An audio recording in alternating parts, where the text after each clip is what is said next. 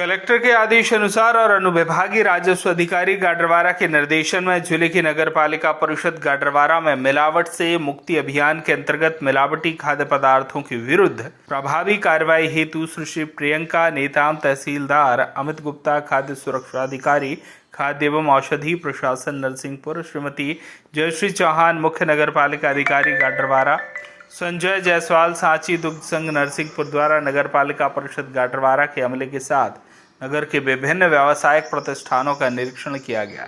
निरीक्षण के दौरान Radhika ice parlour, cake and craft, Palutganj Gadarwara से आइसक्रीम के 6 डिब्बे, सॉस डिब्बा, क्रीम वेल कागज डिब्बा, मेयोनीज 16 डिब्बा और अन्य सामग्री जब्त कर विनिष्टीकरण की कार्रवाई की गई। साथ ही 5,000 रुपये का जुर्माना लगाया गया। इसके अतिरिक्त एक अन्य प्रतिष्ठान राजस्थान मिष्ठान भंडार पलूटनगंज गाडरवारा से 3 पैकेट मोतीचूर का दाना, 2 डब्बा छेना रसगुल्ला, 3 ट्रे बिना रेट वाली मिठाई, 2 ट्रे लड्डू, 1 ट्रे फफूंद लगी बर्फी, 1 ट्रे फफूंद का मटीरियल सामग्री जब्त कर विनिष्टीकरण की कार्रवाई की गई। साथ ही 5,000 रुपये का जुर्माना लगाया गया।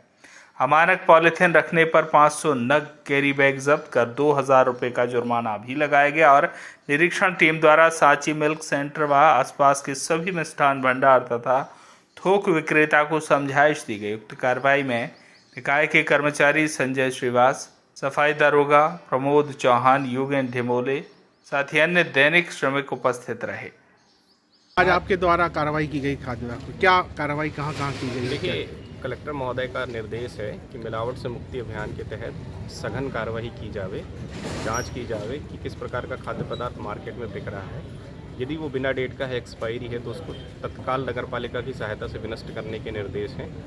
और साथ ही साथ हम जो रेगुलर कार्रवाई करते हैं उसी अभियान को एक त्वरित गति देते हुए हमने ये कार्य किया है, जिसमें हमने सैंपलिंग भी की है। कुछ शिकायतें हमें ऐसी भी मिली जो पूर्वगत भी मिल रही थी, उसको भी हमने इसमें शामिल करते हुए एक यहाँ पे राधिका आइसक्रीम पार्लर है जहाँ पर ये शिकायत आ रही थी कि बहुत एक्सपायरी सामान बेचता है, तो उसको हमने गंभीरता में लेते हुए आज वहाँ छापामार कार्रवाई की है, जो कि शिकायत पूर्णतः सत्य साबित हुई। हमने कुछ खाद्य सामग्री वहाँ से एकत्रित करके नगर पालिका के माध्यम से विनष्ट करी है। और यहाँ से हमने दूध का सैंपल लिया और एक राजस्थान स्वीट्स हैं जिन्होंने पुरानी मिठाई अपने ऊपर के भंडारण में डेली बिकने वाली मिठाइयों के साथ संग्रहित करके रखा था, तो उसको भी हमने विनष्ट किया है। साथ ही साथ हमने 5-5 हज़ार रुपये की चालानी कार्रवाई भी की है। ये एक प्रथम कह लें आप, उनको निर्देश है, यदि वो नहीं मानते हैं तो फिर ये इनको दुकान सील करने जैसी भी कार्रवाई की जाएगी। और जो आज कार्रवाई की गई है वो भी माननीय एडीएम न्यायालय में इनके प्रकरण प्रस्तुत किए जाएंगे, जहाँ पर आर्थिक जुर्माना इन पर लगाया जाएगा।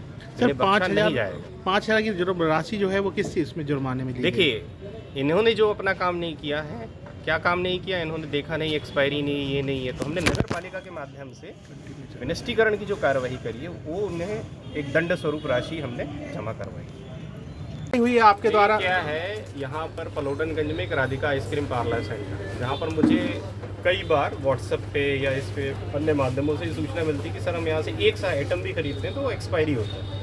तो विगत में भी इन्हें समझाइश दी गई और कार्रवाई की गई है, लेकिन ये अपनी आदत को कह सकते हैं कि लगता है सुधारने के मूड में नहीं है। इसीलिए आज ये टीम लेके हम आए हैं ताकि इनको इनकी गलतियाँ दिखाई जा सके। इनका कहना है नहीं हमारे पास 1-2 होते हैं। यहाँ हमने जिस आइटम पे हाथ रखा है वो एक्सपायरी ही निकला है। मैं चाहता हूँ कि एक मैसेज जाए पूरे गाडरवारा में कि यदि वो राधिका आइसक्रीम पार्लर आ रहे हैं तो ये सावधान रहें कि कोई भी वस्तु डेट देखकर ही खरीदें। जैसे कि विक्रेता के साथ साथ एक क्रेता की भी जिम्मेदारी, ये नहीं कि हमने एक्सपायरी चीज़ खरीदी और जाके शिकायत करें। ऑन द स्पॉट आप उसको कंप्लेन करिए। जब वो उसको कुछ नहीं करता तो फिर आप विभाग से भी संपर्क करें। जैसा कि आपने बोला था कि पहले भी कार्रवाई हो चुकी है और फिर भी माल निकला है एक्सपायरी डेट का, अब क्या करेंगे आप? अब देखिए, इन पे हम एडीएम न्यायालय में प्रकरण दर्ज करेंगे, जहां पर इनके ऊपर एक आर्थिक जुर्माना होगा। तब इनको ये समझ में आएगा कि प्रशासन कार्रवाई करता है और प्रशासन को ये हल्के में नहीं लेता। सर, इस दुकान में आपने के द्वारा कार्रवाई कितने आइटम होंगे जिसमें एक्सपायरी मिला है? क्या देखिए, मैं तो लिस्टिंग चल रही है, नगर पालिका उसकी लिस्टिंग कर रही है, लेकिन हमने हर दूसरे आइटम में देखा है कि या तो वो फरवरी के शुरुआत में एंड हो गई है या वो मार्च में खत्म होने वाली है। उनका सेलिंग एक्सपायरी है, सेलिंग माल के बीच पाया गया जो क्रैक लिए रखा है। हाँ, एक आइसक्रीम का जो काउंटर है, इनका फ्रीजर है, वहाँ पर भी एक डिब्बे में हमने देखा तो एक्सपायरी आइसक्रीम रखी हुई है। गाडरवारा से संजय गुप्ता की रिपोर्ट। पुलिस अधीक्षक असित यादव के निर्देशन में अतिरिक्त पुलिस अधीक्षक संजीव पाठक व डीएसपी हेडक्वार्टर संजय कोच्छा के मार्गदर्शन में अवैध रेत परिवहन के विरुद्ध चलाए जा रहे अभियान के तहत बुधवार रात ओझा मोड़ के पास नया गांव थाना प्रभारी वैभव सिंह तोमर ने अवैध रेत परिवहन करते हुए ट्रैक्टर ट्रॉली को जब्त किया है। भिंड से श्याम सुंदर उपाध्याय की रिपोर्ट। कुशाभाऊ ठाकरे फाउंडेशन के तत्वावधान में आयोजित रंगोली प्रतियोगिता का समापन हुआ, जिसमें देश के प्रधानमंत्री नरेंद्र मोदी के विकसित भारत संकल्प को पूरा करने एक प्रयास करते हुए लगातार 3 दिनों से कलाकारों द्वारा रंगोली बनाई गई, उसका अवलोकन अतिथि गणों के द्वारा किया गया। इस प्रतियोगिता में अंतर्राष्ट्रीय रंगोली आर्टिस्ट, 9 बार की rangoli world record holder rangoli queen Shikha Sharma ने भी उपस्थित होकर कार्यक्रम में हिस्सा लिया और जिले के छोटे छोटे रंगोली कलाकारों को उनकी कला के बारे में समझाया। राजगढ़ में विकसित भारत संकल्प रंगोली प्रतियोगिता का आयोजन हुआ, जहां प्रदेश के अलावा अलग अलग जिलों से आर्टिस्ट शामिल हुए। जहां दुनिया का सबसे बड़ा स्ट्रिंग आर्ट बनाया गया। दुनिया में पहली बार थ्रेड से प्रधानमंत्री नरेंद्र मोदी की तस्वीर बनाई गई। वहीं थ्रेड आर्टिस्ट राघव केसरी ने बताया, पहली बार जमीन पर 70 फीट का स्ट्रिंग आर्ट बनाया गया है। मोदी सरकार में देश में हुए बदलाव को लेकर रंगोली के माध्यम से दर्शाया गया। इस कार्यक्रम के मुख्य अतिथि सांसद रूडमल नागर, जिला कलेक्टर हर्ष दीक्षित, पूर्व विधायक और खादी बोर्ड के पूर्व उपाध्यक्ष रघुनंदन शर्मा, युवाओं के प्रेरणा स्रोत भाजपा युवा मोर्चा पूर्व प्रदेश उपाध्यक्ष अंशुल तिवारी, लोकसभा संयोजक पूर्व भाजपा जिला अध्यक्ष दीपेंद्र सिंह, जिला महामंत्री अमित शर्मा, जिला महामंत्री रामचंद्र जलालिया, विधानसभा प्रभारी श्याम गुर्जर समेत कई नेता मौजूद रहे। क्या ये आर्ट आप बना रहे हैं और क्या पर्पस है इसका? जी, ये हमारा आर्ट वर्क 70 फीट में बनाया जा रहा है और इसका नाम है वर्ल्ड लार्जेस्ट स्ट्रिंग आर्ट है। ये हम अप्रॉक्स 70 फीट में बनाने वाले हैं और जो कि हमारा ये आर्ट वर्क दुनिया का पहला सबसे बड़ा आर्ट वर्क है जो कि हम ज़मीन में बनाने वाले हैं। किन की तस्वीर ये बनाई जा रही है? ये श्रीमान नरेंद्र मोदी, हमारे इंडिया के प्राइम मिनिस्टर का यहाँ पोर्ट्रेट बनाया जा रहा है। पहली बार जो है ये ज़मीन पर उतारा गया? जी, आज तक जो भी स्ट्रिंग आर्ट बनाया जाता है, इंडिया में 2-3 ऐसे आर्टिस्ट हैं और पूरे वर्ल्ड में ऐसा 10-20 आर्टिस्ट हैं जो ये स्ट्रिंग आर्ट बनाते हैं। वो किसी फ्रेम में ही बनाया जाता है और हम इसको पूरे वर्ल्ड में पहली बार ज़मीन के ऊपर बना रहे हैं। आज जो है बहुत शानदार और बहुत यूनिक पेंटिंग देखी हमने।